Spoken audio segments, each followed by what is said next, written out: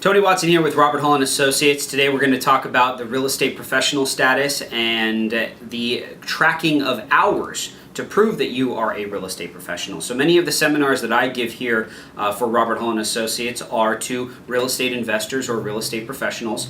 And one topic that I discuss quite often is the ability or the election that you have to make on your tax return, and the ability to make this election on your tax return to claim yourself as a quote-unquote real estate professional.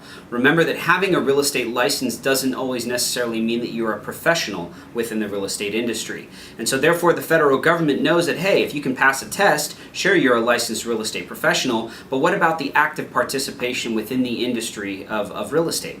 And so therefore they require you to track hours. And those hour requirements are pretty heavy. I mean, about 750 hours or more working as an active participant within the real estate industry. Now, having your license is definitely a plus. It's definitely the cherry on top. But at the end of the day, the federal government in an audit could also ask for proof of hours and active participation. Now, sometimes if you can't justify the hours, they'll ask for proof of income. And so if 51% or more of your income is derived from other industries outside of the real estate industry, the federal government can determine for you whether or not you are a real estate professional.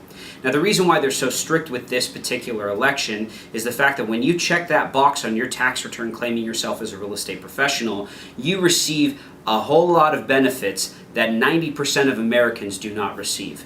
And that happens to be the passive loss limitations on your own real estate portfolios, certain deductions that active participants in the real estate industry are allowed to take through their small business form, Schedule C or S corporations. So understand that when you make this election, this real estate professional election, that could increase your risk for audit by upwards of 70 to 75%. So please talk with your tax advisor before making this election and make sure that you're making the election the right way to keep your risk for audit as low as possible and to keep you safe. Thanks for stopping by.